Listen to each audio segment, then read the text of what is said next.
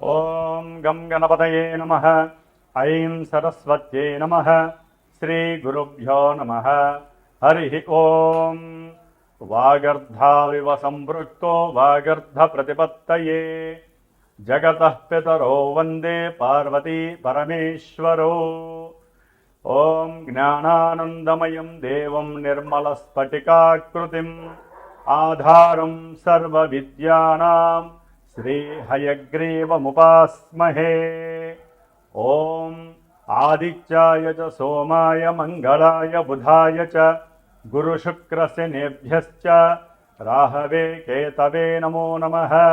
నవగ్రహ దేవతాయే నమః. వీక్షిస్తున్నటువంటి ప్రేక్షకులందరికీ కూడా శ్రీ పరాభవనామ సంవత్సర శుభాకాంక్షలు. ఈ అంతరిక్ష జ్ఞానాన్ని ప్రసాదించినటువంటి మా యొక్క గురుదేవతలకి అట్లాగే పార్వతీ పరమేశ్వరులకి కూడా నవగ్రహాలకి నమస్కరిస్తూ, మరి ఈ పరాభవనామ సంవత్సరంలో మానవాళందరికీ కూడా, జీవరాశులందరికీ కూడా ప్రకృతి ద్వారా ఎన్నో విశేషమైనటువంటి శుభాలు జరగాలని, ఆయుర్వృద్ధి, ఆరోగ్యము, ఐశ్వర్యవృద్ధి జరగాలని, అనుకున్న ప్రతి కార్యక్రమము కూడా మానవాళికి శుభప్రదం కావాలని, అట్లాగే ఈ పరాభవనామ సంవత్సరంలో మరి నవనాయకుల్లో చూసినట్లయితే మనకి రాజుగారిగా గురుడు ఉండటం, ఆ గురుడికి రాజు పదవి లభించటం, అట్లాగే కుజుడికి మంత్రి పదవి, సేనాధిపతిగా చంద్రుడికి, అట్లాగే మేఘాధిపతి అర్ఘాధిపతిగా కూడా చంద్రుడికి 3 పోర్ట్ఫోలియోస్, అట్లాగే శుక్రుడికి 1 పోర్ట్ఫోలియో, బుధుడికి 1 పోర్ట్ఫోలియో లభించినాయి. శని భగవానుడికి మాత్రము ఎటువంటి అధికారము లభించలేదు. ఏది చూసినా కూడా నవనాయకుల్లో విశేషముగా ఎక్కువ మందికి శుభగ్రహాలకి ఆధిపత్యం లభించడం వలన శుభాలే కలగడానికి అవకాశం ఉంది. అట్లాగే వర్షలగ్న కుండలి ప్రకారము మీనలగ్నమైంది, జగర్లగ్న కుండలి ప్రకారము మిథున లగ్నమైంది. కాబట్టి ఈ అధిపతులు పరంగా చూస్తే కనుక బుధగురుడు. కాబట్టి ఎవరైనా సరే మన యొక్క ప్రపంచంలో మన దేశాలని, రాష్ట్రాలని పరిపాలించేటటువంటి నాయకులందరూ కూడా అఖండమైనటువంటి జ్ఞానశక్తిని పెంచుకొని, బుద్ధిని, వాక్కుని జాగ్రత్తగా సంభాషణ చాతుర్యంతో మాట్లాడుకొని, ఎటువంటి యుద్ధాలు, భయాలు కూడా దేశంలో ఉన్నటువంటి, ప్రపంచంలో ఉన్నటువంటి జీవరాశులకి కానీ మానవాళికి కానీ ఎటువంటి అవరోధాలు, ఆటంకాలు కలగకూడదని మనందరం కూడా ఆ సుబ్రహ్మణ్యేశ్వరుణ్ణి ప్రార్థించిస్తూ, ఈ ఉగాది పర్యంతము కూడా దాదాపుగా జూలై ఎండింగ్ వరకు కూడా కాలమాన చక్రంలో సింహరాశిలో ఉన్నటువంటి కేతువు, కుంభరాశిలో ఉన్నటువంటి మరి రాహుగ్రహాల మధ్య గ్రహాలన్నీ కూడా కాలసర్పయోగ దోషాన్ని విలోమ పరంగా అనుభవిస్తున్నాయి. కాబట్టి ఈ మధ్యలో ఎన్నో రకాలైనటువంటి ఇబ్బందులు, ముఖ్యంగా ఉగాది తర్వాత మరి ఏప్రిల్ నెల మొత్తము కూడా మే 10వ తేదీ వరకు మరి రాశిచక్రంలో మీనరాశిలో కుజశనులు కలిసి ఉండటము అనేక రకాలైనటువంటి భయాందోళనలు, ప్రమాదాలు, అట్లాగే జల సునామీలు, యుద్ధ భయాలు కూడా ఆవరించి ఉంటాయి. కాబట్టి హనుమంతుల వారి యొక్క అనుగ్రహము మనందరికీ కలగాలని అందరూ కూడా ఆ 45 రోజులు కూడా ఎట్టి పరిస్థితుల్లో శ్రీరామ రక్షా స్తోత్రాన్ని, శ్రీరామ మంత్ర జపాన్ని, అలాగే హనుమాన్ చాలీసా పారాయణ ఎంతవరకు ఎక్కువగా అవకాశం తీసుకుంటే రోజు మొత్తంలో 5 సార్లు, 11 సార్లు, ఒక్కసారైనా సరే అందరూ కూడా మన యొక్క సనాతన ధర్మాన్ని ఆచరించే హిందుత్వం ఉన్నటువంటి వారందరూ కూడా తప్పకుండా జపించండి. సమస్త మానవాళికి, జీవరాశులకి, ప్రకృతికి ఎటువంటి విరోధాలు కలగకుండా రాజులందరూ కూడా సుభిక్షంగా ఆలోచిస్తూ మనందరినీ కూడా కాపాడే శక్తిని హనుమంతుల వారు ప్రసాదిస్తారు. ముఖ్యంగా మనకి ఈ యొక్క యుగాది పరాభవనామ సంవత్సరం నుంచి కూడా వచ్చే సంవత్సరం వరకు ఎటువంటి గ్రహణాలు లేవు. కాబట్టి ముఖ్యంగా అధిక జ్యేష్ఠమాసము జూన్ 1వ తేదీ నుండి కూడా జూలై వరకు ఉంటుంది. జూన్ 1వ తేదీన 2వ తేదీన మనకి యమునా నది పుష్కరాలు ప్రారంభమవుతున్నాయి అధిక జ్యేష్ఠ మాసంలోనే. అట్లాగే జూలై మాసంలో కూడా మనకి 15వ తేదీ వరకు కూడా నిజ జ్యేష్ఠ మాసంలో విశేషమైనటువంటి వివాహ శుభముహూర్తాలు, గృహప్రవేశాలు ఉంటాయి. జూలై 15 నుంచి కూడా మరి గురుమూఢమి, అలాగే అక్టోబర్ 19 నుంచి కూడా ఒక నెల మాసము శుక్రమూఢమి కూడా కలుగుతున్నాయి యుగాది సందర్భంగా, యుగాది సంవత్సరంలో. కాబట్టి ఏదైనా సరే శుభకార్యాలు చక్కగా ఈ గురుమూఢమి శుక్రమూఢమి లేకుండా మంచి సమయాల్లో అనుభవిస్తే చాలా మంచిది. ముఖ్యంగా ఈ యుగాది నామ సంవత్సరంలో మేషాదిగా మీనరాశి పర్యంతం వారికి, అశ్విన్యాది రేవతి నక్షత్రం వారికి కూడా రాశుల ప్రకారం ఎవరి రాశి ప్రకారము ఏ గ్రహాలు, ముఖ్యంగా మేషరాశి నుంచి మిథున రాశిలో ఉన్నటువంటి గురువు జూన్ 1వ తేదీ వరకు ఆయన అక్కడే సంచరిస్తూ, జూన్ 2వ తేదీ నుండి కూడా అక్టోబర్ 31వ తేదీ వరకు కూడా ఉచ్చస్థిత రాశి అయినటువంటి కర్కాటక రాశి మిత్ర రాశిలోనూ ఉంటూ, అట్లాగే ఆయన 5వ రాశి అయినటువంటి సింహరాశిలో నవంబర్ 1వ తేదీ నుండి జనవరి 25 వరకు కూడా రుజుమార్గంలో ఉండి, జనవరి 25 నుంచి జూన్ 15, 16 వరకు కూడా మరి మళ్ళీ వక్రించి కర్కాటక రాశిలో సంచారం చేస్తూ ఉంటారు. కాబట్టి గురువు యొక్క అతిచార సంచార ప్రభావం వలన ఎన్నో రాశుల వారికి 3 విధాలైనటువంటి ప్రభావాలు, మంచి చెడులు జరగడానికి అవకాశం ఉంటుంది.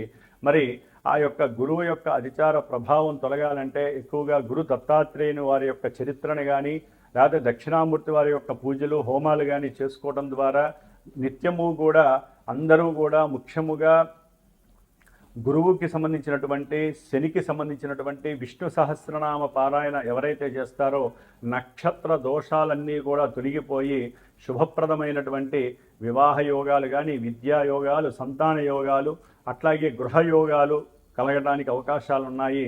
ముఖ్యంగా మరి ఈ యుగాది పరాభవనామ సంవత్సరంలో ద్వాదశ రాశుల వారికి ఏ రాశుల వారికి ఏ విధంగా ఉంటుందో తెలుసుకునే ముందు మరి ఒక్కసారి గురువు యొక్క నామస్మరణం. ఓం గురవే సర్వలోకానాం భిషజే భవరోగిణాం నిధయే సర్వ విద్యానాం శ్రీ దక్షిణామూర్తయే నమో నమః.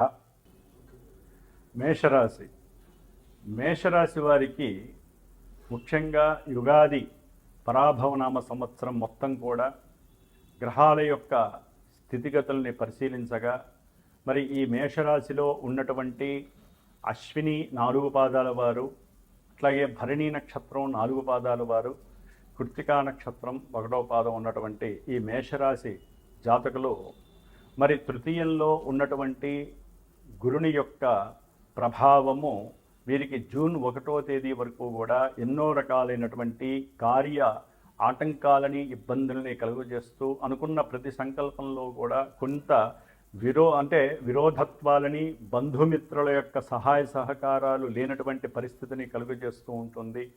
అట్లాగే సంతానపరమైనటువంటి చర్చలు కూడా విఫలమవడానికి అవకాశం ఉంటుంది.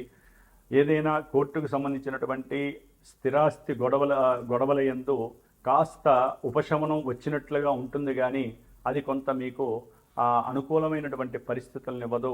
అట్లాగే సంతాన యోగం కోసం ఉండేటటువంటి వాళ్ళకి, ఎవరైతే మేషరాశి వారు ఎదురు చూస్తున్నారో వారికి నవంబర్ 1 నుంచి జనవరి 25వ తేదీ వరకు కూడా ఈ సంతానపరమైనటువంటి యోగాన్ని పొందడానికి అత్యంత అవకాశం ఉంటుంది. అఖండమైనటువంటి ధనయోగము, అట్లాగే వృత్తి ఉద్యోగ వ్యాపారాదులు, అది రాజకీయ నాయకులు కావచ్చు, పారిశ్రామికవేత్తలు కావచ్చు, క్రీడాకారులు కావచ్చు, చలనచిత్ర రంగంలో పనిచేసేవారు కావచ్చు, ఎవరైనా సరే ఈ యొక్క రంగాలలో పనిచేసే వాళ్ళకి అత్యున్నతమైనటువంటి వృద్ధి కలగటానికి అవకాశం ఉంటుంది.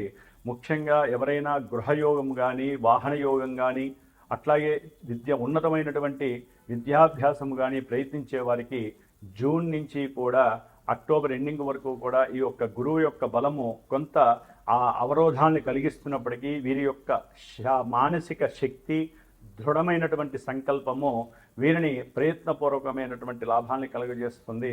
కాబట్టి ముఖ్యంగా ఈ యొక్క మేషరాశి వారు గురుగ్రహ అనుగ్రహం పొందటానికి విద్యార్థులు కావచ్చు, లేదా వ్యాపారవేత్తలు కావచ్చు, సంతాన యోగం కావాలనుకున్న వాళ్ళు, ఆర్థికంగా బాగుండాలనుకున్న వాళ్ళు, విరోధత్వాలు మీద బంధువులతో కానీ మిత్రులతో కానీ విరోధత్వాలు కలిగే వాళ్ళు, అనారోగ్యపరమైనటువంటి ఎన్నో ఇబ్బందులు ఎదుర్కొనేటటువంటి వాళ్ళు గురువుకి కాస్త నవంబర్ 1 వరకు కూడా స్తోత్రపారాయణ చేయండి, దత్తాత్రేయుడి యొక్క చరిత్ర చదవండి, గురువుకి సంబంధించినటువంటి జపము, తపము, తర్పణము, అట్లాగే ఆ హోమాదులు చేయించుకోవటం. విశేషంగా మరి శని యొక్క ప్రభావము, ఏలినాడి శని ప్రభావము మేషరాశి వారికి ఈ సంవత్సరం అంతా కూడా మరి ఆయన అక్కడే ఉండటము, దాని యొక్క పరిణామము ముఖ్యంగా అలసట, శారీరక అలసట కావచ్చు, అనుకున్న కార్యాలందు విఘ్నాలు, ఇబ్బందులు కలగటము, మానసికమైనటువంటి ఒంటరి పోరును అనుభవించటము, దూర ప్రాంతాలకు వెళ్ళాలనే ఆలోచనలు కలగటము, దానికి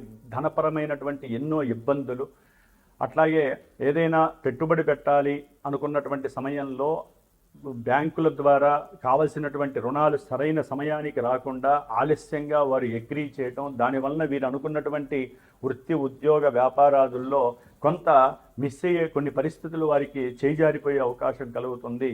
ఏదేమైనప్పటికీ కూడా ఏలినాటి శని ప్రభావం వలన దేహ సౌష్ఠము కానీ, ధాతు పుష్టి కానీ, శారీరక అనారోగ్యము వీరిని కాస్త తక్కువ అంటే శారీరకంగా వీరు ఏదైనా సరే అనారోగ్యాల పాలవుతున్నా బాగా ఇబ్బందులకు గురి చేసే అవకాశము ఏలినాటి శని ప్రభావం సూచిస్తుంది. పూర్వజన్మల్లో చేసుకున్న మరి కర్మలన్నీ కూడా ఈ ఏలినాటి శని ప్రభావంలోనే అనుభవించేటటువంటి యోగాలు కలుగుతూ ఉంటాయి. కాబట్టి ముఖ్యంగా ఈ శని యొక్క మహాదేవుడు వలన ఎవరైనా సరే విద్యాపరంగా కానీ, ఆర్థిక పరంగా కానీ, లేదా ఉద్యోగపరంగా కానీ కనుక ప్రయత్నాలు చేస్తూ ఉంటే ఈ సంవత్సరం అంతా కూడా వారికి అందినట్టే అందుతాయి, లేకపోతే అవి వచ్చినట్టే వచ్చి మళ్ళీ వైదొలిగిపోతాయి. కాబట్టి వీరు తప్పకుండా తండ్రి యొక్క ఆరోగ్యపరంగా కావచ్చు, లేకపోతే ఉన్నతమైనటువంటి విద్యాభ్యాసాల పరంగా శనికి సంబంధించినటువంటి స్తోత్రాలు చదువుకుంటూ ఉండండి. శని జపాన్ని రోజు కూడా ఒక 19 సార్లు చెయ్యండి. హనుమాన్ చాలీసా వదలకుండా రోజుకు ఒక్కసారైనా సరే చదవండి. ప్రతి శనివారము నియమాలు ఆచరించండి. ముఖ్యంగా శని యొక్క జపాన్ని, అట్లాగే క్షీరతర్పణాలని, దానాలని, హోమాలని, శనిగ్రహ మృత్యుంజయ పాశుపత హోమాన్ని గనక చేయించుకున్నట్లయితే ఆరోగ్యం సిద్ధిస్తుంది, అనుకున్న కార్యాలు ముందుకు వెళతాయి. అట్లాగే ముందు మేషరాశి వారికి లాభంలో ఉన్నటువంటి రాహుగ్రహము డిసెంబర్ 5వ తేదీ వరకు కూడా చాలా అత్యంతమైనటువంటి శుభకార్యాలయందు, అంటే విద్యలో కానీ, లేకపోతే అనుకున్న కార్యాలు ఏదైనా సరే, ఉద్యోగంలో ప్రమోషన్స్ రావటం కానీ, ఉద్యోగాదుల్లో అధీష్టం నెరవేరటం కానీ, కర్మలన్నీ కూడా సక్రమంగా జరగడం కానీ నెరవేరడానికి ఈ రాహుగ్రహ బలము అత్యంత యోగప్రదంగా ఉంది.